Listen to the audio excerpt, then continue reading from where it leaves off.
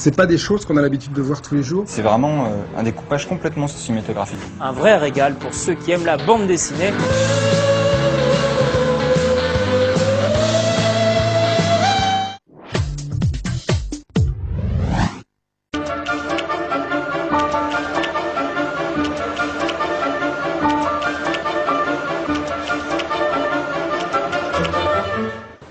Ravi de vous retrouver sur Public Sénat pour cette dernière séance avant les vacances parlementaires. Cet après-midi, les sénateurs examinent les conclusions de la commission mixte paritaire relative au projet de loi sur la gendarmerie. Il s'agit d'une petite révolution car désormais les gendarmes passent sous l'autorité du ministère de l'Intérieur. Ce rapprochement avec la police nationale n'est pas une fusion, a rappelé Brice Hortefeux, le ministre de l'Intérieur. Pour lui, ce projet de loi conforte le statut et l'identité militaire de la gendarmerie. Tout de suite, donc, direction l'hémicycle. Bon après-midi à tous sur Public Sénat. L'ordre du jour appelle d'abord l'examen des conclusions de la commission mixte paritaire chargée d'élaborer un texte sur les dispositions restant en discussion du projet de loi relatif à la gendarmerie nationale. Dans la discussion générale, la parole est à monsieur Jean Faure, rapporteur pour le Sénat de la commission mixte paritaire. Vous avez la parole, monsieur le rapporteur.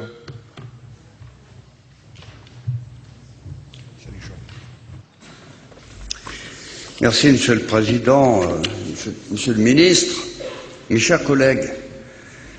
Permettez-moi d'abord, Monsieur le Ministre, de vous féliciter pour votre confirmation au gouvernement, bien sûr, et surtout pour votre nomination au poste où vous êtes, et nous vous souhaitons pleine réussite dans vos nouvelles fonctions.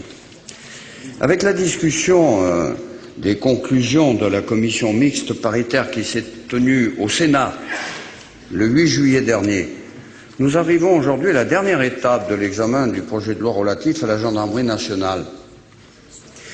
En effet, cela fait presque un an que ce projet de loi a été présenté par le gouvernement et déposé en première lecture au Sénat. Ce projet de loi présente un caractère historique, je le rappelle, puisque la dernière loi portant sur la gendarmerie remonte en 1798. Il constitue une réforme profonde, puisqu'il organise le rattachement de la gendarmerie nationale au ministère de l'Intérieur, conformément d'ailleurs à la volonté du président de la République. À cet égard, je voudrais rappeler brièvement l'état d'esprit dans lequel nous avons abordé au Sénat ce projet de loi et les principales modifications qui ont été apportées au cours de la discussion parlementaire. Avant même le dépôt du projet de loi, la Commission des Affaires étrangères, de la Défense et des Forces armées du Sénat, présidée par notre collègue Jocelyn de Rohan, a constitué en son sein un groupe de travail chargé de réfléchir à l'avenir de l'organisation de la gendarmerie.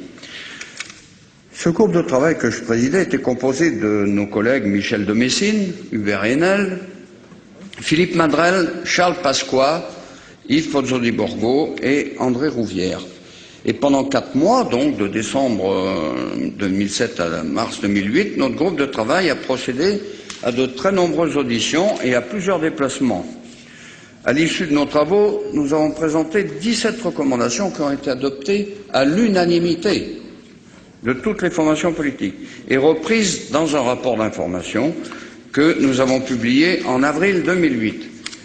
Pour l'examen du projet de loi, bien entendu, je me suis largement fondé sur les recommandations de notre commission. J'ai également entendu une quinzaine de personnalités, dont les représentants du ministère de l'Intérieur, bien sûr, mais également de la Défense et de la Justice, ainsi que des anciens directeurs généraux de la gendarmerie, des officiers de gendarmerie, des préfets, des magistrats. Je rappelle simplement, et je l'avais déjà cité une fois, mais je trouve qu'elle marque bien la prudence sénatoriale dans sa démarche. Donc j'ai cherché à m'inspirer de cette phrase qui date du décret du 20 mai 1903, dont le rapporteur avait dit « J'ai cherché à bien définir la part d'action que chaque département ministériel peut exercer sur la gendarmerie afin de sauvegarder cette arme contre les exigences qui ne pouvaient trouver leur prétexte que dans l'élasticité ou l'obscurité de quelques articles. » Donc c'est à partir de ces éléments qu'avec notre collègue Jean-Patrick Courtois, rapporteur pour avis de la commission des lois, nous avons présenté une vingtaine d'amendements qui ont tous été adoptés par nos commissions respectives. Tel qu'adopté par le Sénat en décembre dernier, le projet de loi qui comportait au départ que 10 articles en comportait 22, soit plus du double. Et les principales modifications que nous y avons donc introduites, c'est d'abord modifier l'intitulé de loi pour qu'on confère une dénomination plus solennelle. Mais plus important, nous avons entièrement réécrit l'article définissant les missions de la gendarmerie nationale afin de mentionner expressément que la police judiciaire était un des éléments essentiels, une des activités essentielles de la gendarmerie, d'affirmer son ancrage territorial et souligner sa dimension internationale, notamment grâce à sa participation aux OPEX. Nous avons également introduit un nouvel article pour consacrer le principe du libre choix du service enquêteur par l'autorité judiciaire. Comme vous le savez, la question des relations avec les préfets suscitait de fortes inquiétudes au sein de la gendarmerie.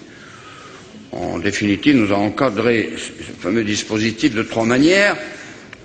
D'une part, nous avons précisé que l'autorité des préfets ne s'exerce que sur les commandants de gendarmerie, des groupements de gendarmerie, afin de préserver le principe hiérarchique. D'autre part, nous avons affirmé que cette autorité ne joue que pour la sécurité publique et non pour les missions judiciaires. Et enfin, nous avons mentionné qu'elle s'exerce dans le respect du statut militaire, de telle façon qu'on respecte bien la colonne vertébrale que représente l'autorité de la gendarmerie. Au total, je crois que nous sommes parvenus à un bon équilibre et je me félicite que cet équilibre ait été préservé par nos collègues députés. Un autre sujet très délicat a concerné la suppression de la procédure de réquisition. Nous estimions que cette procédure, effectivement, n'était pas compatible avec le rattachement au ministère de l'Intérieur. Nous avons accepté de supprimer cette réquisition, mais nous prévoyons toutefois 2 tempéraments. D'une part, maintenir une procédure d'autorisation pour le recours à des moyens exceptionnels militaires, tels que les véhicules blindés, par exemple, ou les hélicoptères. Mais d'autre part, nous avons souhaité encadrer l'usage des armes, car surtout les armes à feu, tant par les gendarmes que par les policiers, en particulier afin de garantir la traçabilité des ordres. Et pour terminer, nous avons adopté d'autres modifications au texte du gouvernement afin notamment de reconnaître le rôle essentiel joué par les réservistes de la gendarmerie nationale. En définitive, je crois pouvoir affirmer qu'au-delà des clivages politiques qui sont légitimes et des points de vue qui ont été exprimés sur l'opportunité ou non du rattachement de la gendarmerie nationale au ministère de l'Intérieur, les travaux du Sénat ont été marqués par le souci de toutes les formations politiques d'apporter toutes les garanties pour que le maintien du dualisme des forces de sécurité publique et du caractère militaire de la gendarmerie, auquel nous sommes ici très attachés, soit conservé. Je veux d'ailleurs saluer l'attitude constructive de nos collègues de l'opposition avec lesquels nous avons d'ailleurs adopté un certain nombre de dispositions ou d'amendements. Ce projet de loi, il a été transmis en janvier à l'Assemblée nationale qui l'a adopté le 7 juillet dernier. De manière générale, l'Assemblée nationale n'a pas apporté de modifications majeures au texte qui a été adopté par le Sénat. La plupart des modifications apportées par nos collègues députés sont d'ordre rédactionnel et visent à conforter les dispositions qui avaient été approuvées par le Sénat, que ce soit pour le libre choix du service enquêteur de l'autorité judiciaire ou sur d'autres points. Toutefois, 2 principales différences sont apparues entre les assemblées, et c'est sur ces 2 points que je veux revenir une seconde, et qui ont porté d'ailleurs sur la commission mixte paritaire. La première concernait la définition des missions de la gendarmerie qui figure à l'article 1. En effet, on peut relever 4 différences entre le texte adopté par le Sénat et celui qui avait été adopté par l'Assemblée nationale. La phrase selon laquelle la police judiciaire constitue une mission essentielle de la gendarmerie et qui avait été ajoutée par le Sénat était à ce moment-là supprimée par l'Assemblée nationale, à l'initiative de sa commission des lois. Ensuite, la disposition d'après laquelle la gendarmerie est compétente pour assurer la sécurité publique et l'ordre public, particulièrement dans les zones rurales, avait précisé le Sénat, et périurbaines, ainsi que sur les voies de communication, cette phrase a été enlevée par nos collègues, là aussi sur la proposition de la Commission des lois. En revanche, la Commission de la défense de l'Assemblée nationale avait tenu à préciser que la gendarmerie contribue à lutter contre le terrorisme, ce qui nous a apparu d'ailleurs par la suite une très bonne idée. Et enfin, à l'initiative de Philippe Folliot, député, l'Assemblée nationale a introduit une disposition d'après laquelle la gendarmerie participe au contrôle et à la sécurité des armements nucléaires. Le compromis auquel nous sommes arrivés sur cet article au sein de la commission paritaire a consisté à reprendre l'ensemble des ajouts des deux assemblées. Ainsi, le texte que nous avons élaboré mentionne la contribution de la gendarmerie à la lutte contre le terrorisme et son rôle en matière de sécurité des armements nucléaires. Mais nous avons également, en commission mixte paritaire, rétabli les deux dispositifs que les députés avaient souhaité supprimer, ce qui fait que, finalement, nous disposons maintenant d'un texte qui nous paraît parfaitement équilibré et il nous paraît important pour nous, sénateurs, d'affirmer l'ancrage territorial de la gendarmerie auquel les élus locaux, vous le savez bien, et la population des zones rurales aussi, sont très attachés, je vous le rappelle, Monsieur le Ministre. De même, il nous paraît nécessaire de souligner le rôle important que joue la gendarmerie en matière de police judiciaire. Je vous rappelle quand même que ça représente 40% de leur masse de travail. Sur ce premier point, le texte élaboré par la commission mixte paritaire donne pleine satisfaction au Sénat. La deuxième divergence avec l'Assemblée portait sur la réquisition et l'usage des armes à feu. Tirant les conséquences du rattachement de la gendarmerie au ministère de l'Intérieur, on a donc supprimé cette réquisition, mais compte tenu de l'importance de ces questions qui touchent directement à la liberté publique et les droits des individus, nous avions, je vous l'ai dit tout à l'heure, encadré la suppression de cette procédure de réquisition en prévoyant malgré tout une procédure d'autorisation pour l'usage des moyens militaires et des armes à feu avec un décret fixé en Conseil d'État. Les députés souhaitaient simplement un décret simple. Là, nous avions une divergence. Eh bien, le texte élaboré par la commission mixte paritaire s'inspire très largement du dispositif qui avait été adopté par le Sénat.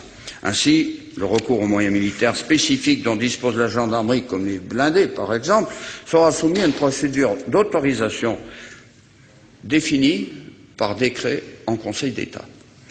En outre, les conditions d'usage d'armes à feu, dans le cadre du maintien de l'ordre, tant par les gendarmes que les policiers d'ailleurs, sera également précisé par un décret en Conseil d'État. Nous tenons à ce décret en Conseil d'État parce que l'avenir est inconnu. Nous ne savons pas les décisions que je serai appelé à prendre devant des cas d'exception, un ministre de l'Intérieur dans la précipitation. Donc, nous avons un usage des armes par les gendarmes et par les policiers lors de manifestations mieux encadrées et on peut garantir une traçabilité. En définitive, je crois pouvoir affirmer que ce texte élaboré par la commission mixte paritaire donne largement satisfaction aux préoccupations que vous aviez exprimées lors de la lecture en séance publique et tout en prenant en compte les améliorations qui ont été apportées par les députés. Et avec ce projet de loi, la gendarmerie verra son statut de force armée et ses missions consacrées au niveau législatif. Le rattachement au ministre de l'Intérieur permettra de renforcer la coordination des deux forces de sécurité en matière de lutte contre la criminalité et donc d'améliorer la sécurité des Français. Il permettra aussi de renforcer la mutualisation des moyens entre la police et la gendarmerie. En outre, grâce à ce projet de loi, les militaires de la gendarmerie bénéficieront d'une grille indiciaire spécifique, ce qui permettra d'aller vers ce que tout le monde souhaitait, c'est-à-dire une parité globale de traitement de carrière entre les gendarmes et les policiers qui avait été annoncée, je le rappelle, par le président de la République. Enfin, le caractère militaire de la gendarmerie sera préservé. L'existence de deux forces de sécurité, l'une à statut civil, l'autre à statut militaire, la gendarmerie nationale, constitue en effet un atout majeur pour notre pays et la sécurité des Français. C'est d'ailleurs cette exigence qui a guidé les travaux de la commission mixte paritaire et qui nous a conduits à élaborer un texte commun que nous vous demandons, chers collègues, de bien vouloir approuver. Merci, monsieur le rapporteur. La parole est maintenant à monsieur Alain Marleix, secrétaire d'État à l'Intérieur et aux collectivités territoriales.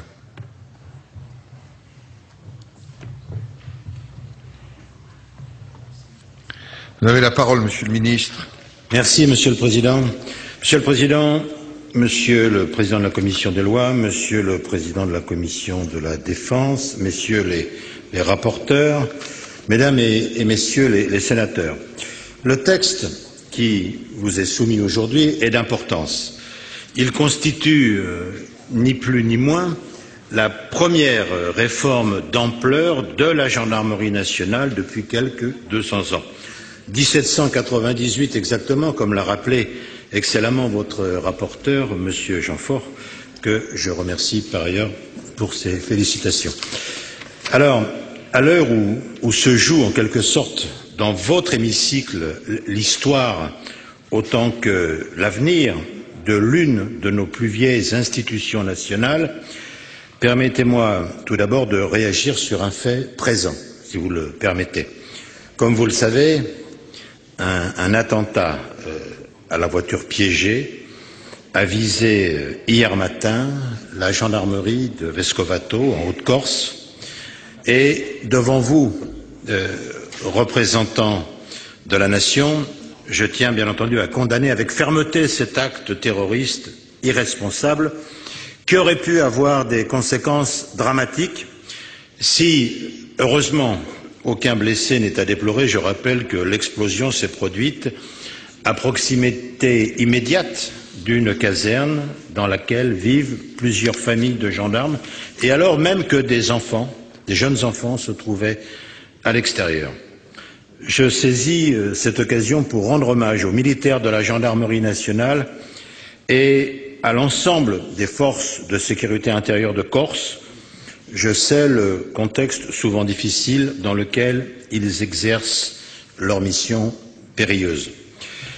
Je leur exprime le soutien du gouvernement et la confiance du gouvernement dans l'action qu'il mène au service de la paix publique et du respect du droit auquel aspire, nous le savons, l'immense majorité des habitants de Corse, et ils en témoignent à chaque élection. Le ministre de l'Intérieur, M. Brice Hortefeux, qui vous prie de bien vouloir l'excuser, il est en déplacement à Marseille pour les tragiques incendies que subit la capitale de la région PACA. Il a demandé que tous les moyens soient mis en œuvre pour identifier, pour interpeller et pour remettre à la justice dans les meilleurs délais ceux qui ont fait le choix de la violence dans l'île. Le gouvernement réaffirme en outre la détermination de l'État à faire respecter la paix et la sécurité publique en Corse, comme dans toutes les collectivités locales de notre territoire. C'est pour répondre à ce même objectif de protection de nos concitoyens que le précédent ministre de l'Intérieur vous avait présenté en octobre 2008 le projet de loi relatif à la gendarmerie nationale. Je me réjouis d'ailleurs de constater combien vous vous l'êtes approprié en quelque sorte, combien vous l'avez commenté, combien vous l'avez enrichi. Et je pense tout particulièrement aux amendements de vos deux rapporteurs, M. Jeanfort et Jean-Patrick Courtois. Après plus de 8 heures de débat intense, nous arrivons à présent au point d'orgue de la procédure législative. La commission mixte paritaire a adopté la semaine dernière un texte équilibré de quelques 27 articles contre 10 initialement, texte qui rend compte entièrement l'accord du gouvernement. Et je voudrais en remercier bien entendu tout particulièrement les présidents des commissions de la défense et des lois, messieurs Jocelyn de Rohan et Jean-Jacques Hyest, ainsi que vos deux rapporteurs. Alors, si vous le permettez, je voudrais insister particulièrement sur 3 points qui me paraissent essentiels. Premièrement, je me réjouis de ce que le texte adopté par la CMP confirme et renforce les objectifs du projet de loi. Vos débats ont montré combien nous sommes unis au sein du gouvernement, comme sur l'ensemble de ces bancs de votre hémicycle, par un même attachement à la gendarmerie nationale. Cet attachement, vous l'avez exprimé par vos prises de parole comme par vos amendements, à gauche à droite comme au centre, la volonté de pérenniser une grande institution qui assure avec efficacité et proximité un service public de sécurité a fait l'unanimité, je ne crains pas de le dire. Et je tiens à le réaffirmer, aucune fusion n'est à l'ordre du jour. L'objectif de cette loi est le maintien de deux forces de sécurité intérieure à statut différent, comme l'a précisé le président de la République en novembre 2007, lorsqu'il a lancé ce travail d'intégration de la gendarmerie nationale au ministère de l'Intérieur. Et nous veillerons avec le ministre de l'Intérieur, M. Brice Hortefeux, par conséquent, à ce que ce rapprochement soit mis en œuvre dans le respect de l'identité militaire des gendarmes. Nous serons également attentifs avec Brice Hortefeux à ce qu'il se déroule dans un souci d'efficacité. Le rattachement organique de la gendarmerie au ministère de l'Intérieur doit ouvrir de nouvelles perspectives d'amélioration du service public.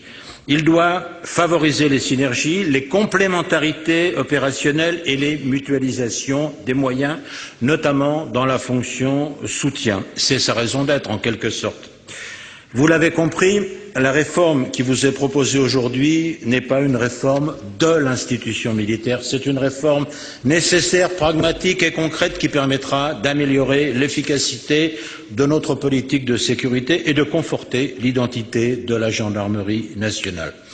Deuxième point que je veux évoquer rapidement, au-delà de cet accord fondamental, vous avez souhaité enrichir, et vous l'avez fait, le projet de loi par un travail parlementaire d'une grande qualité, complétant le texte tout en respectant sa cohérence de base. Vous avez tenu à confirmer la gendarmerie dans ses différentes missions et en particulier celles de défense et de police judiciaire.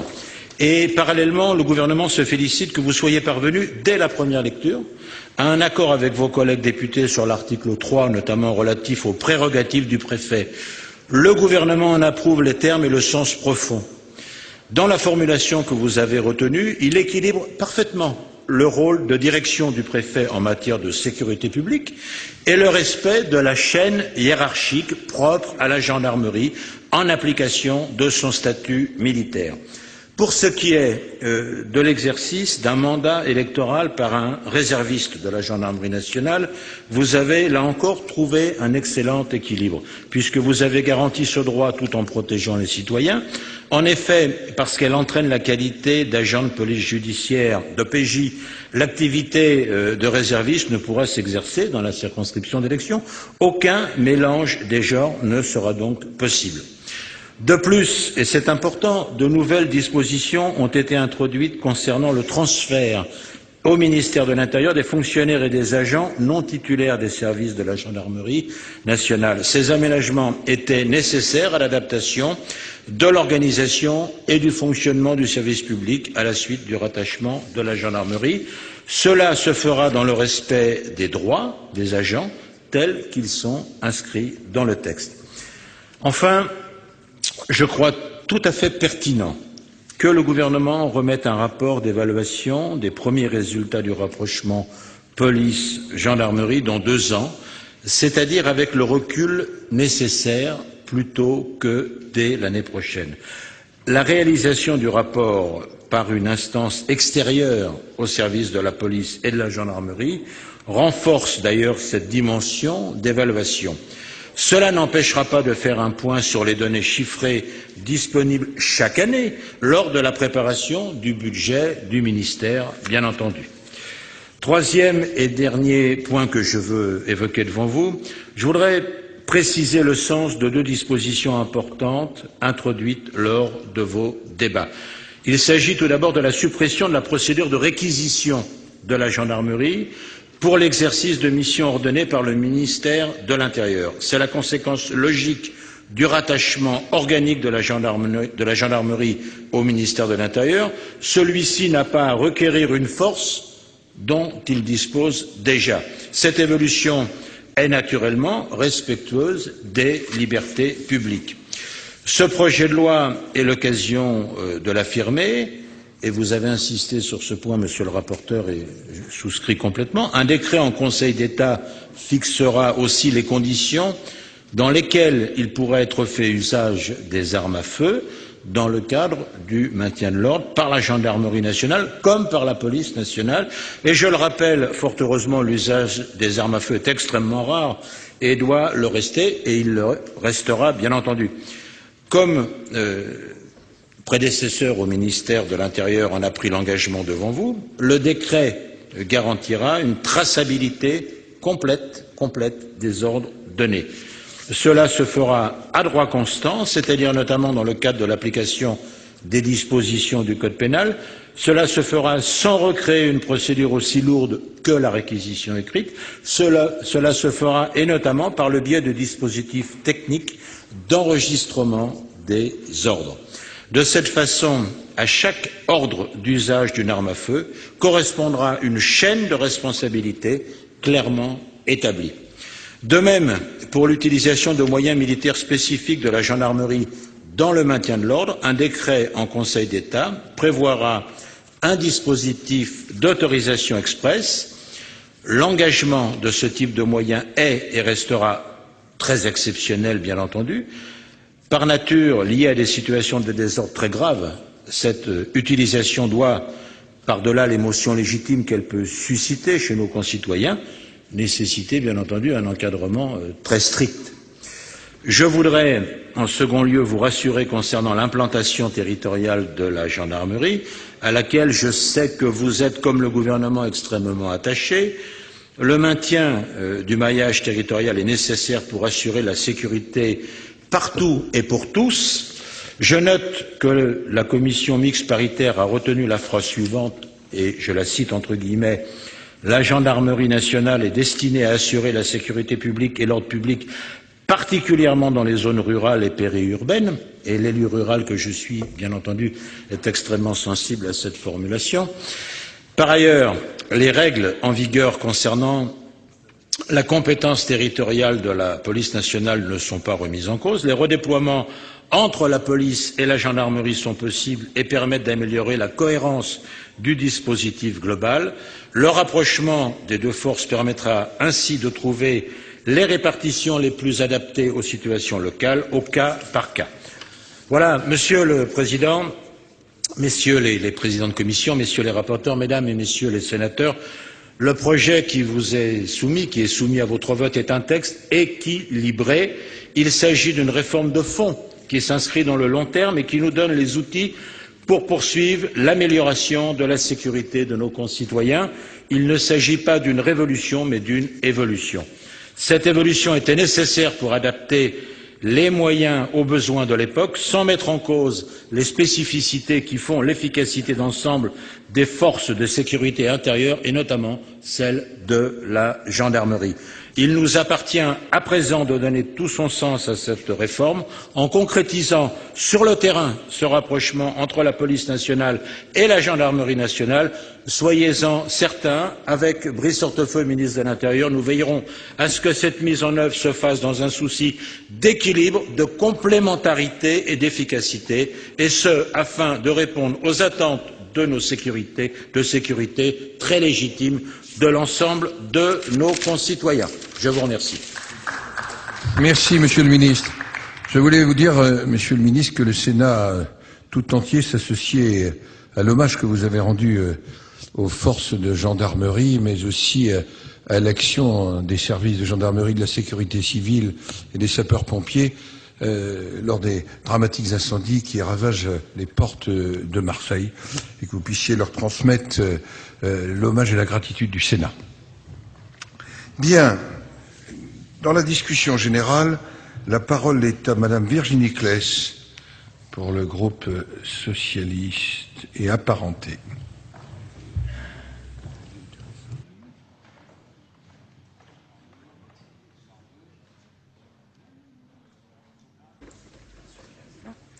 Vous avez la parole, ma chère collègue. Je vous remercie, Monsieur le Président, Monsieur le Ministre, mes chers collègues. Renforcement du Parlement, textes importants, pour ne pas dire fondamentaux ou même historiques. Réflexion approfondie, concertation sereine, respect des institutions, des élus nationaux comme locaux, des professionnels. Bref, tout ce que vous auriez voulu avoir sur ces sessions parlementaires, mais que vous n'osez même plus demander et encore moins espérer. Était-ce déjà ainsi avant mai 2007? Je n'en sais rien. En tout cas, pour ce qui me concerne, depuis octobre 2008, je vis de l'intérieur, sans vouloir faire de jeu de mots plus ou moins à propos, un travail parlementaire échevelé, déstructuré, poursuivant des objectifs politiques confus, sans cohérence, fait de précipitation, d'examens bâclés par manque de temps, de textes qui sont de toute façon, et dans le mépris le plus absolu des parlementaires, mis en application avant même d'être débattus, quand ils ne font pas l'objet d'un ordre venu d'en haut de vote conforme. Boulimie législative, qui ne rime décidément ni avec simplification, ni avec efficacité, du fait des modifications tous azimuts introduites dans l'arsenal juridique français. Boulimie, qui finira par nous jouer la symphonie pathétique sans chef d'orchestre. Je crains la cacophonie. Ainsi en est-il de cette loi, prévoyant le rattachement de la gendarmerie nationale au ministère de l'Intérieur, loi qui a tout de même échappé à un fléau, le vote conforme, qui n'a cependant pas échappé au rétrécissement des délais, ni à l'abolition de la réflexion sereine et approfondie, grâce à la déclaration d'urgence, ni non plus à un calendrier somme toute assez loufoque, ou pour le moins mal maîtrisé. Pour rappel, ce projet de loi a été déposé le 23 juillet 2008 pour une entrée en application le 1er janvier 2009. Débattu en décembre au Sénat, début juillet à l'Assemblée nationale, après réunion de la commission mixte paritaire, nous en voici donc au dernier débat en séance publique, ce 23 juillet 2009. Joyeux anniversaire. Passons sur ces problèmes de forme pour en revenir au fond. Quels sont les objectifs, avoués ou non, du gouvernement et quels sont ceux que nous pourrions partager? Les moyens affichés sont-ils de nature à les atteindre réellement ou concourent-ils à une autre fin? De fait, le gouvernement, tout à son objectif idéologique de concentrer les forces de sécurité sous une seule autorité, n'a, j'espère en tout cas, pas bien mesuré les conséquences institutionnelles, juridiques, politiques et même économiques de son texte. Sinon, il faudrait admettre qu'il met sciemment en danger les fondements mêmes de notre République. Dans sa présentation du projet, Madame Alliot-Marie, alors ministre de l'Intérieur, et après avoir effectué un virage à 90 degrés en quittant le ministère de la Défense, avait déclaré que ce texte visait, tout en garantissant le maintien du statut militaire des gendarmes, à renforcer le dispositif de sécurité intérieure. Je pense que Madame Alliot-Marie était, et toujours sans doute, attachée au maintien de ce statut. J'aimerais avoir la même certitude quant à vos intentions, Monsieur le Ministre, et à celle du Ministre de l'Intérieur, même si j'ai bien entendu vos affirmations tout à l'heure. J'ai du mal à partager votre raisonnement et votre optimisme sur l'absence de tout effet néfaste de ce texte. Oui, 100 fois oui, il est nécessaire de moderniser nos institutions, l'organisation et le fonctionnement des forces de sécurité, police et gendarmerie, dans leur dualité actuelle, pour mieux assurer la protection des Français et apporter un service public de qualité et proche des citoyens.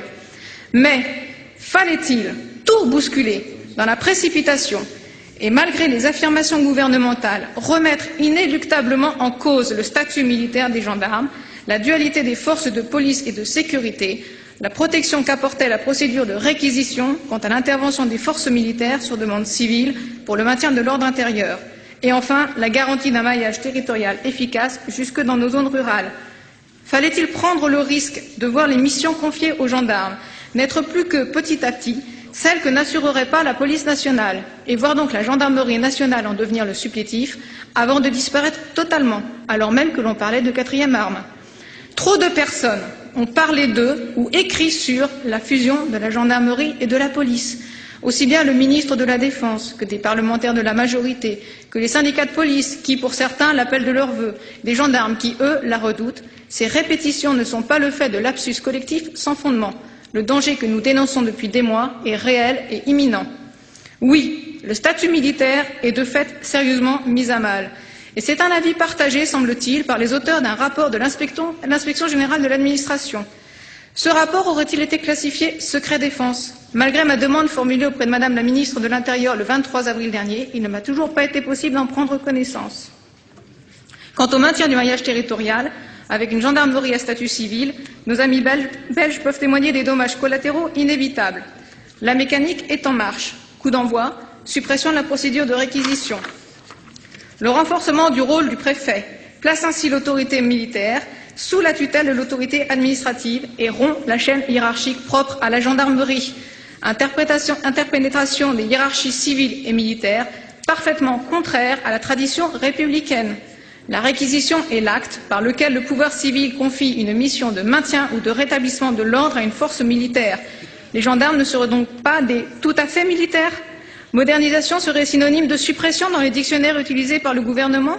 Ou doit-on craindre là une nouvelle doctrine d'utilisation de cette force armée? Quelle traçabilité assurer quant aux ordres donnés pour son emploi?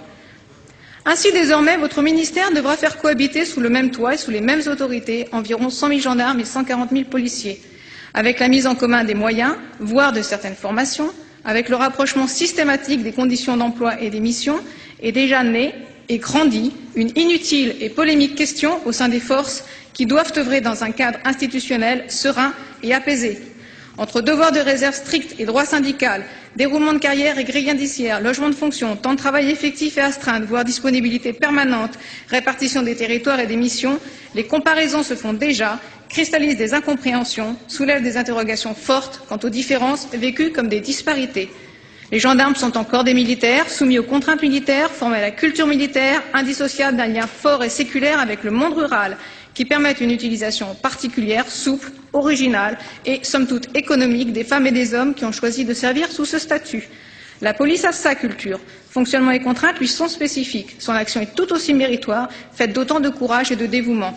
C'est la présence de ces deux forces de sécurité différentes et complémentaires dont la France s'enorgueillit qui garantit le bon fonctionnement de la police au sens large. Ce n'est malheureusement sans doute plus pour très longtemps. Outre ces questions et ces comparaisons d'un statut à l'autre, quelle simplification que la gestion des ressources humaines en interministériel pour les gendarmes. Mesures disciplinaires laissées à la défense, mais gestion des carrières et mise en disponibilité d'office à l'intérieur? Comment imaginer que ce dispositif perdurera, sera efficace et compréhensible par tous? Encore une mauvaise raison de porter un autre coup, rapidement, j'en prends le pari, au statut militaire des gendarmes, qui seront donc de plus en plus des pas tout à fait militaires. Alors, le directeur général de la gendarmerie nationale, un général issu du corps, pour combien de temps? La formation intégrale des officiers et sous-officiers de l'arme maintenue au sein de la défense, pour combien de temps? Sans oublier les missions judiciaires, loin d'être négligeables. Là encore, jusqu'à aujourd'hui, l'autorité judiciaire garde la possibilité de choisir le service adéquat pour effectuer les missions de police judiciaire. Mais soyons logiques. Disparition du statut militaire des gendarmes, fusion de la gendarmerie nationale et de la police nationale, un seul cœur de police judiciaire aussi, dualité perdue pour la police judiciaire. En résumé, les gendarmes sont des militaires qui ont des missions relevant de la sécurité intérieure, des missions militaires et des missions judiciaires, et notamment de police judiciaire. Ils dépendaient, logiquement me semble-t-il, du ministère de la Défense, les préfets exerçant, sans s'immiscer dans le service intérieur de l'arme, l'autorité nécessaire au quotidien pour des missions banales et avaient recours à la procédure de réquisition en cas de nécessité. Une tutelle, clairement militaire, et la mise à disposition des moyens auprès des autorités civiles en tant que de besoin. Une convention de mutualisation du 28 juillet 2008 entre les ministères de la Défense et de l'Intérieur engageait une meilleure synergie entre les services et une mutualisation raisonnée et rationnelle des moyens. Cela avait sans doute le tort d'être trop simple et compréhensible par chacun. Sous couvert d'économie, de rationalisation, de simplification, nous voici donc avec des militaires pas tout à fait militaires mais constituant la quatrième arme, placés sous autorité civile mais dépendant tout de même de la gestion disciplinaire de la Défense, leur commandant d'unité territoriale sous l'autorité des préfets, mais une direction générale sous l'autorité d'un général d'armée.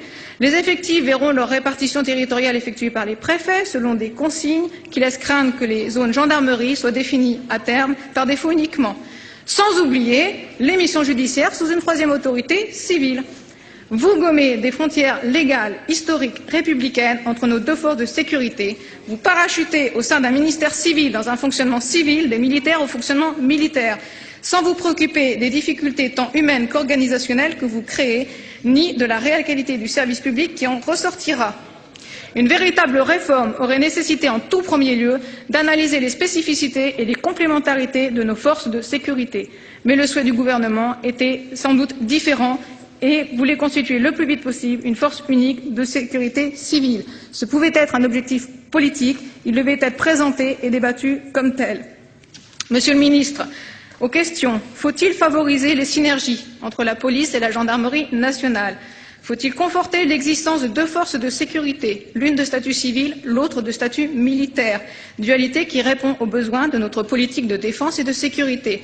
Faut-il préserver le maillage territorial du service public de la sécurité, service dont Monsieur le Premier ministre lui-même affirme qu'il doit être un service de proximité attentif aux sollicitations de nos concitoyens? Je vous réponds avec force et conviction au nom du groupe que je représente ici, oui, oui et oui. Je le dis et l'affirme avec d'autant plus de conviction que bien que la droite s'affirme seule légitime pour traiter des questions de sécurité, les résultats en la matière ne sont pas à la hauteur des effets d'annonce tonitruants et coups de menton volontaires, ponctués d'une inflation législative répressive, en grande partie soumise à l'exploitation médiatique et compassionnelle de faits divers depuis votre retour au pouvoir. Oui, Monsieur le Ministre, la gauche est attachée à la sécurité. Nous estimons que la sécurité des Français et l'organisation des services qui concourent à l'assurer, tant civils que militaires, méritent plus et mieux que ce que vous lui offrez. En 2 mots, sérieux et responsabilité. Le texte qui nous est soumis aujourd'hui reste, malgré les corrections, foncièrement inacceptable. Il ne permettra en rien d'améliorer la sécurité, conduira inéluctablement à la disparition du statut militaire des gendarmes, à la fusion des forces de sécurité en un corps unique de statut civil, organisation de sinistre mémoire à 3 reprises déjà dans l'histoire française, et enfin à la désertification en la matière de nos zones rurales. Je suis persuadée que nombre de mes collègues partagent cette analyse, y compris sur les bancs de la majorité, et quand bien même une certaine discipline ou un devoir de réserve strict, dirions-nous peut-être s'ils étaient militaires, les empêcherait de l'affirmer. Monsieur le ministre, le groupe que je représente est trop attaché aux valeurs républicaines pour accepter le texte que vous nous soumettez. Nous voterons donc contre. Merci, ma chère collègue. La parole est maintenant à Madame Éliane Assassi pour le groupe communiste républicain citoyen, sénateur du parti de gauche. Vous avez la parole, ma chère collègue. Merci, Monsieur le Président, Monsieur le Ministre, mes chers collègues. Les conclusions de cette commission mixte paritaire sur le projet de loi relatif à la gendarmerie nationale ne peuvent que renforcer les fortes critiques que notre groupe avait émises lors de sa discussion devant notre Assemblée. Cela dit, auparavant, je voudrais protester contre cette détestable pratique gouvernementale qui consiste à faire débattre le Parlement de textes entrés dans les faits avant même d'avoir été votés. En effet, malgré l'urgence, d'ailleurs contestable, déclarée sur ce texte en août 2008, le Sénat l'a examiné en décembre 2008, l'Assemblée nationale le 7 juillet 2009 et nous le votons aujourd'hui. Depuis le 1er janvier de cette année, la gendarmerie nationale est donc placée sous la pleine autorité du ministère de l'Intérieur. La gendarmerie ira donc rejoindre la police sous les ordres d'une même autorité ministérielle pour la 4e fois de son histoire. Les précédentes étant les premiers et seconds empires et le régime de Vichy. Je ne voudrais pas faire ici d'amalgame déplacé entre ces périodes historiques et la nôtre, bien évidemment. Mais je trouve tout de même que ce nouveau rattachement est révélateur d'un certain état d'esprit. C'est d'ailleurs sans doute ce qui a motivé l'opposition de tous ceux qui voient potentiellement se profiler derrière ce texte un recul des libertés publiques et des droits individuels pour appliquer sans entrave la politique sécuritaire, centralisatrice et, pour tout dire, autoritaire du président de la République. Nous nous étions donc opposés à ce projet de loi qui organise le rattachement organique, opérationnel et budgétaire de la gendarmerie au ministère de l'Intérieur pour 2 raisons principales qui recèlent des dangers pour notre démocratie. La première, c'est la concentration en une seule main de tous les pouvoirs et de tous les moyens affectés à la sécurité intérieure. À cet égard, la loi de programmation militaire couplée avec cette loi sur la gendarmerie nationale organise en effet la toute-puissance du ministère de l'Intérieur sur celui de la Défense. La seconde, c'est la probable mise en cause à terme de cette spécificité républicaine et démocratique de notre pays qu'est l'existence de 2 forces de police différentes. Il ne faudrait voir, nous dit-on, dans ce projet de loi que la suite logique d'un processus engagé depuis plusieurs années, une clarification et la simple adaptation du droit à la pratique en vigueur depuis 6 ans. Nous pensons pourtant que s'il s'agissait uniquement de moderniser, de mutualiser les moyens, d'améliorer les conditions d'emploi de ces 2 forces et d'assurer une meilleure coopération entre elles, le rattachement au ministère de l'Intérieur ne s'imposait pas. Afin de respecter en apparence le dualisme républicain de 2 forces de police, ce texte ne remet pas directement en cause le statut militaire de la gendarmerie, mais il le vide subrepticement de sa raison d'être. Tout d'abord, en supprimant la procédure de la réquisition pour l'engagement des unités de gendarmerie mobile en matière de maintien de l'ordre. Exclure ainsi la gendarmerie du champ d'application du dispositif de la réquisition pour la participation au maintien de l'ordre, c'est clairement lui dénier l'une des spécificités des forces militaires. Aussi est-il spécieux de justifier cet abandon comme la conséquence logique du rattachement à l'intérieur au motif que la réquisition permettrait à l'autorité civile d'obtenir la mise en œuvre de moyens dont elle ne dispose pas. Cette procédure n'est pas une entrave à l'efficacité. Elle est avant tout le signe de la subordination et de l'obéissance des armées aux autorités civiles. Elle est aussi une garantie écrite pour les commandants d'unités contre d'éventuels excès de pouvoir. L'emploi de la gendarmerie dans des opérations de maintien de l'ordre sans réquisition écrite, même s'il est évident que cette procédure a besoin d'être modernisée, est donc une grave atteinte aux principes républicains. Sur ce point, d'ailleurs, le texte de la commission mixte paritaire est en recul par rapport à ce que le Sénat avait adopté, puisque l'utilisation de certains moyens militaires était strictement encadrée. Le décret en Conseil d'État pour l'usage de véhicules blindés a par exemple été remplacé par un décret simple et la traçabilité des ordres pour l'emploi de la force ne relèvera que d'une circulaire ministérielle. Le placement direct des commandants d'unités sous l'autorité des préfets est une autre manière de contourner le statut de cette force en mettant en cause le principe d'obéissance hiérarchique inscrit dans le statut général des militaires. La perte de substance progressive du statut militaire des gendarmes, avec leurs obligations inhérentes de disponibilité permanente et de casernement, aura fatalement des conséquences négatives sur la sécurité en milieu rural, l'une des vocations quand même de la gendarmerie.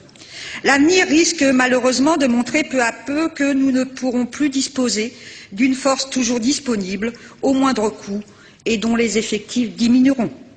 Au total, Monsieur le Ministre, votre projet de loi, loin de clarifier une situation et de permettre une plus grande efficacité et une meilleure coopération entre nos forces de sécurité, va soulever plus de problèmes qu'il n'en résoudra. Mais au-delà, nous refusons la banalisation de l'emploi de la force armée au quotidien, car elle contrevient à l'équilibre républicain des pouvoirs et sert de prétexte à la mise en œuvre d'une politique du tout sécuritaire. C'est donc pour cet ensemble de raisons que le groupe CRCE-SPG maintiendra son vote contre ce projet de loi. Ma chère collègue, dans la suite de notre discussion générale, la parole est à Monsieur François Fortassin pour le groupe Rassemblement démocratique, social et européen.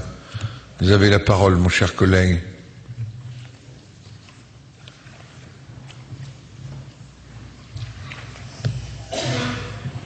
Salut François. Vous avez la parole. Merci. Monsieur le Président, Monsieur le Ministre, mes chers collègues, depuis longtemps, la tradition française en matière de forces de sécurité s'appuie sur une dualité civile et militaire, et cette dualité est sans doute à l'origine du socle républicain auquel nous sommes particulièrement attachés, surtout en matière de sécurité intérieure. L'essentiel, au fond, étant de protéger le droit des citoyens. Et on peut s'apercevoir qu'il faut qu'il y ait, sinon une séparation totale, mais un état d'esprit différent. Et dans l'histoire récente, on peut évoquer l'action qu'a menée la gendarmerie lors des événements de 1968, alors que les forces civiles étaient particulièrement défaillantes, bloquées, sinon absentes. Ce que nous craignons, c'est que, avec ce projet de loi, c'est que ce qui fait le pivot et le pilier de la stabilité républicaine soit légèrement altéré. Être gendarme, ça n'est pas qu'une question de statut, c'est un état d'esprit, et nous devons d'autant plus veiller à conserver cet état d'esprit et à mettre des garde-fous pour qu'il perdure. D'autant plus que le recrutement, les bases du recrutement ont considérablement évolué. Ce que nous craignons aussi, c'est que le lien historique avec la défense risque d'être rompu. Certes, vous nous avez donné, Monsieur le Ministre, un certain nombre de garanties, mais est-ce qu'au fil du temps, il n'y aura pas une véritable fusion? Et cela est assez, sinon dangereux, du moins inquiétant, en termes d'aménagement du territoire. Car dans les zones rurales, en particulier, la gendarmerie assure plus qu'une question de sécurité. Ce qui est la caractéristique de la gendarmerie, c'est qu'elle est fortement ancrée à l'esprit républicain. Et c'est une des raisons pour lesquelles il y a entre les maires ruraux et les élus ruraux, quelle que soit leur sensibilité, un lien extrêmement étroit. Je peux dire que dans les zones rurales que je connais bien, comme vous, Monsieur le Ministre, les gendarmes font partie du paysage. Et ils font d'autant plus partie du paysage qu'ils doivent se fondre le plus totalement dans la population. Et cela, il nous faut le maintenir, alors qu'un certain nombre d'évolutions techniques et technologiques auraient tendance à les faire s'écarter de cette mission qui est absolument indispensable. Je crois qu'on ne peut pas nier non plus, c'est la force du renseignement qu'avait la gendarmerie et qui est en train un tout petit peu de s'étioler dès l'instant où la culture ne sera pas tout à fait la même. Voilà ce que je souhaitais dire. Et puis, il y a aussi d'autres éléments. Il faut certes qu'ils travaillent conjointement, mais on a quand même quelques exemples. Je n'en citerai qu'un, c'est l'épisode dramatique de la mort du préfet Erignac, où on a pu voir que, entre police et gendarmerie, il n'y a pas eu forcément une relation de coopération extrêmement étroite. Alors cela doit être incontestablement amélioré. C'est une bonne chose aussi que la gendarmerie soit amenée à lutter contre le terrorisme, mais dans les espaces ruraux, les autres formes de criminalité sont beaucoup plus importantes que le terrorisme. Et il ne faudrait pas que, en voulant lutter efficacement contre le terrorisme, on en oublie les missions historiques qui sont celles de la gendarmerie depuis des dizaines d'années. Donc cet esprit républicain, nous devons le conserver. Vous avez, Monsieur le Ministre, et les assemblées, que ce soit le Sénat ou l'Assemblée nationale, au travers d'un certain nombre d'amendements, essayer d'améliorer les choses, mais il y a encore du pain sur la planche, et puis au fond, ce qui n'a pas été très bien compris chez un certain nombre d'élus, c'est la question que l'on se pose, est-ce qu'il était nécessaire de changer en quelque sorte le statut et pourquoi ce rattachement au ministère de l'Intérieur?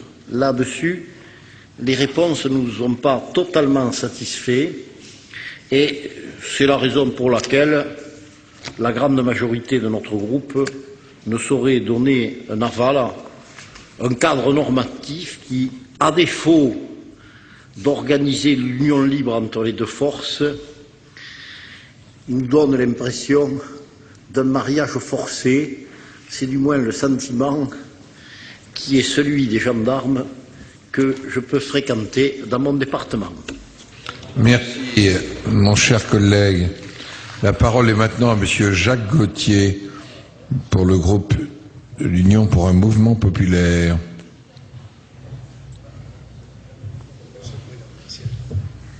Vous avez la parole, mon cher collègue. Monsieur le Président, Monsieur le Ministre, mes chers collègues, c'est notre collègue Hubert Haenel qui aurait dû intervenir au nom du groupe UMP, mais il a été retenu en dernière minute à l'extérieur et vous prie de l'excuser. Alors, comme le ministre et comme le rapporteur, je voudrais rappeler l'importance de ce projet de loi et sa dimension historique, puisque cela a été dit, la précédente réorganisation et les missions de la gendarmerie définies remontaient à la loi du 28 Germinal de l'an 6, je traduis, 1798. Dans la logique des évolutions intervenues depuis 2002, ce texte place la gendarmerie nationale sous l'autorité du ministre et de l'Intérieur et tire naturellement les conclusions de ce rapprochement. Le modèle français de dualité des forces de sécurité intérieure n'est pas remis en cause, Le statut militaire de la gendarmerie est préservé et réaffirmé. Le statut militaire de la gendarmerie est préservé et réaffirmé, bis repetitas.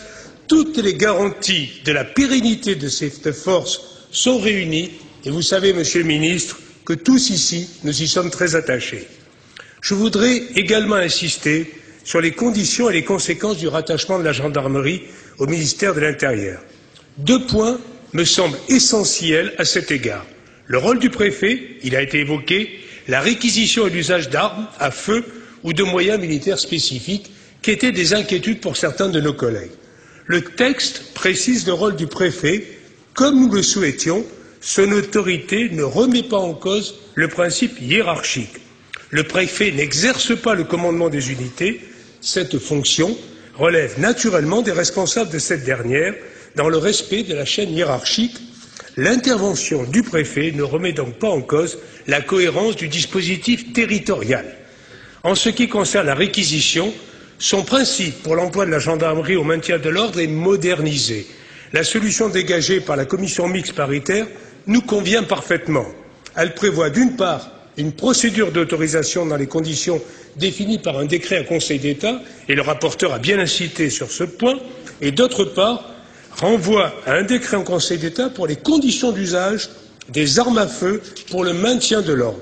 Nous souhaitions, en plein accord avec notre rapporteur de la Commission, Jean Faure, préserver la nécessaire référence à un décret en Conseil d'État concernant un domaine qui touche directement aux libertés publiques et aux droits des individus. Par ailleurs, il faut maintenir, et cela a été évoqué, une traçabilité des ordres afin de permettre la vérification de la légalité de l'ordre d'agir. J'en viens à présent aux missions de la gendarmerie. Le projet de loi les consacre et permet de les enrichir. Ces missions seront désormais précisées dans un seul texte. Je les rappelle, exécution des lois, missions judiciaires, dont au premier chef la police judiciaire, j'y insiste, la sécurité et l'ordre public, le renseignement et l'information des autorités publiques, la mission de défense, la lutte contre le terrorisme et la sécurité des armements nucléaires, l'action internationale, notamment dans le cadre des opérations extérieures.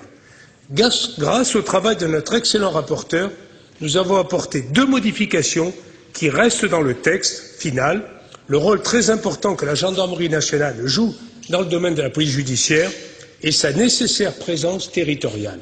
Sur ce dernier point, il est très important à nos yeux de bien préciser dans la loi que la gendarmerie est compétente pour assurer la sécurité publique et l'ordre public, particulièrement dans les zones rurales et périurbaines, ainsi que sur les voies de communication. C'est un apport majeur de la Haute Assemblée que je tenais à relever parce qu'il souligne l'importance de l'ancrage territorial de la gendarmerie nationale, en particulier dans les zones rurales, grâce au maillage territorial assuré par ces brigades que nous apprécions tous. Je me réjouis également que la CMP soit arrivée à un accord sur le régime électoral des réservistes, étant très favorable à l'idée d'encourager l'engagement à servir dans la réserve, qui participe à ce lien fort entre les armées et la nation et qui permet de mieux faire connaître les forces armées au sein de la population et chez les élus. Dernier point sur lequel je souhaitais insister, l'obligation qui est faite au gouvernement, Monsieur le Ministre, de rendre compte tous les 2 ans, dans un rapport d'évaluation remis au Parlement, des conséquences concrètes du texte. Cet outil, nous le devons à l'initiative de notre excellent collègue Jean-Pierre Leleux, nous permettra d'exercer notre vigilance, je peux vous en assurer, Monsieur le Ministre, afin d'évaluer les modalités du rattachement organique et budgétaire de la gendarmerie au ministère de l'Intérieur. L'État doit veiller à ce que gendarmes et policiers soient traités de manière équitable et globalement équilibrée. Il faut éviter que ne se développent des surenchères dont les effets pervers sont déjà bien connus. Notre conviction est que l'existence de 2 forces différentes, l'une civile, l'autre militaire, et le partage des rôles entre la gendarmerie et la police nationale sont non seulement une tradition de notre République, mais répondent également aux exigences de protection des libertés publiques. Ces 2 forces doivent donc être maintenues. Pour toutes ces raisons, Monsieur le Ministre, le groupe UMP du Sénat votera sans réserve les conclusions de la CMP. Ce vote est l'occasion pour nous de réaffirmer notre attachement à la gendarmerie nationale et notre reconnaissance à tous les gendarmes pour le travail accompli jour et nuit sur le terrain. Il est également l'occasion pour notre groupe de réaffirmer fortement notre volonté de garder à la gendarmerie nationale son statut militaire. Ce texte est important parce que la gendarmerie est dans notre pays une institution majeure à laquelle les Français sont particulièrement attachés. N'oublions pas la mission que les Français nous ont confiée, assurer la sécurité de tous et partout sur le territoire de la République. Avec ce texte pragmatique et nécessaire, Monsieur le Ministre, nous allons améliorer l'efficacité de notre politique de sécurité et conforter l'identité de la gendarmerie nationale. Je vous remercie. Merci, mon cher collègue.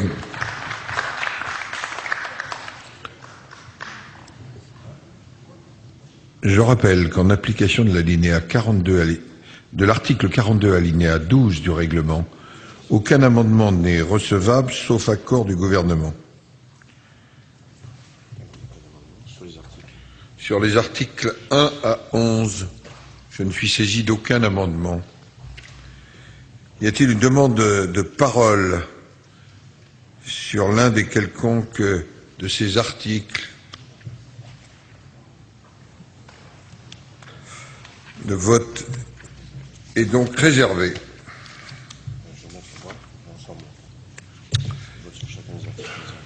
Conformément à l'article 42 de notre règlement, à son alinéa 12, je vais mettre aux voix l'ensemble du projet de loi dans la rédaction qui résulte du texte proposé par la commission mixte paritaire. Demande d'explication de vote.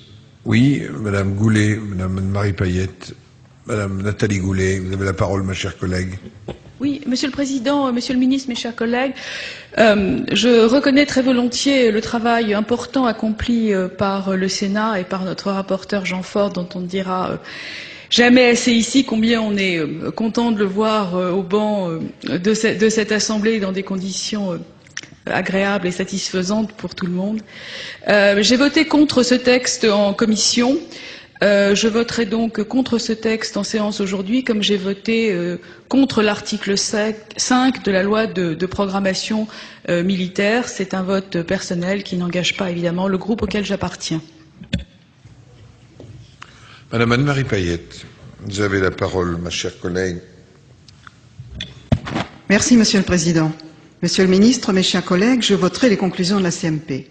Mais j'aimerais que le gouvernement se penche sur les situations des gendarmes ultramarins, qui subissent une véritable discrimination, car contrairement à leurs collègues métropolitains, ils ne peuvent choisir d'effectuer leur carrière dans leur région d'origine. Je vous ai interrogé le 8 janvier dernier, Monsieur le Ministre, par le biais d'une question orale. Vous m'aviez alors rassuré en me disant que l'entrée en vigueur du décret portant statut particulier du corps des sous-officiers de gendarmerie allait donner satisfaction aux gendarmes de l'outre-mer. Mais l'arrêté d'application qui était en cours d'élaboration en janvier n'a pas encore été publié et j'aimerais savoir s'il paraîtra bientôt, Monsieur le Ministre, car je reçois tous les jours de nombreux courriers de gendarmes qui l'attendent avec impatience. Je vous remercie. Merci, ma chère collègue. Pas d'autres demandes d'explication de vote. Je vais donc mettre aux voix l'ensemble du projet de loi dans la rédaction qui résulte du texte proposé par la commission mixte paritaire. Ceux qui sont favorables à son adoption le manifestent en levant la main. Avis contraire. Il est adopté. Vous venez de suivre la lecture des conclusions de la commission mixte paritaire relative au projet de loi sur la gendarmerie nationale.